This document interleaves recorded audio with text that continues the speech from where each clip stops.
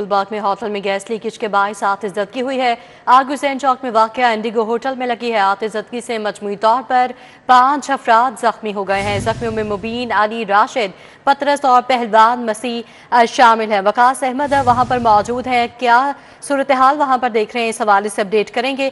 जी वकास बताएगा, chief secretary ने भी दौरा किया है, क्या इस वक्त वहाँ सूरत हाल है, चीफ सेक्रेटरी का क्या कहना था?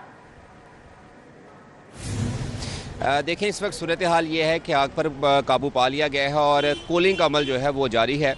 होटल की एक बार से सर्च का भी काम मुकम्मल कर लिया गया है और कोई शख्स बिल्डिंग के अंदर इस वक्त मौजूद नहीं है, ये भी इंश्योर कर लिया गया है।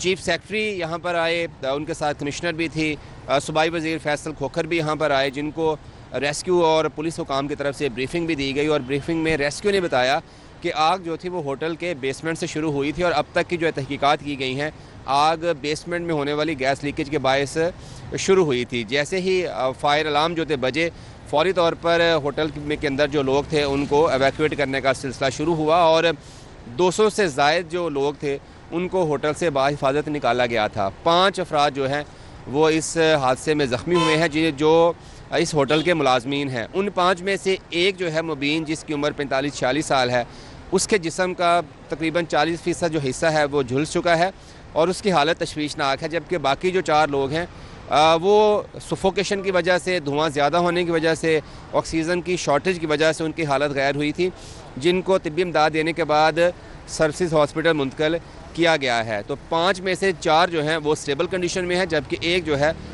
उसकी हालत तशवीशनाक है।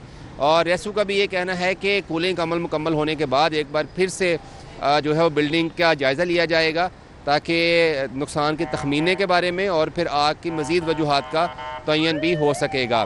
जी वकास, ये भी बताएगा कि क्या कहा जा रहा है रेस्क्यू और इंतजामिया की जानिब से, कब तक होटल को क्लियर कर दिया जाएगा?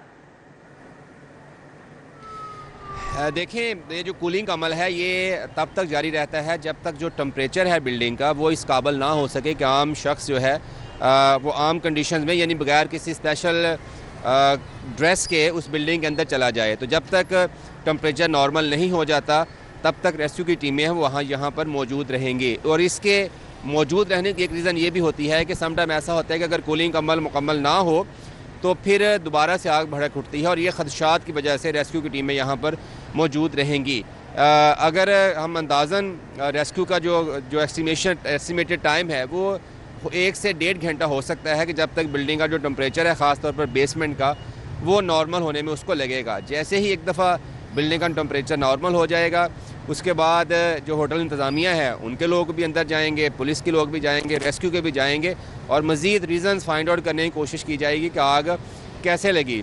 अभी थोड़ी देर पहले जब चीफ सेक्रेटरी, सूबाई वज़ीर फैसल खोखर और कमिश्नर और दीगर हुकाम यहाँ पर आए तो उनको रेस्क्यू की तरफ से ब्रीफिंग दी गई और ये भी बताया गया कि होटल के अंदर जो आग बुझाने का इंतज़ाम था वो बिल्कुल मौजूद था, वर्किंग कंडीशन में था और इसी वजह से रेस्क्यू को भी यहाँ पर आके अपनी ऑपरेशन स्टार्ट करने में किसी किस्म की दुश्वारी का सामना नहीं करना पड़ा। और यही वजह थी कि जैसे ही आग लगी थी तो पहले फौरी तौर पर जो होटल के स्टाफ था, इंतज़ामिया थी, उसकी तरफ से कोशिश शुरू कर दी गई और फिर रेस्क्यू ने आके उन एफ़र्ट्स को जो है वो अपने हाथ में लिया और आग को उसी बेसमेंट तक कंट्रोल कर लिया गया। जी रेस्क्यू की जानिब से आग को बेसमेंट में ही कंट्रोल कर लिया गया, क्योंकि होटल में पहले से आग बुझाने के आलात मौजूद थे और वहाँ के मुलाजमीन जो है आग बुझाने में मसरूफ़ अमल थे, जिसके दौरान 5 मुलाजमीन झुलस गए हैं। वकास अहमद हमें तफसीली सूरत हाल से आगाह कर रहे थे, आपका बहुत शुक्रिया।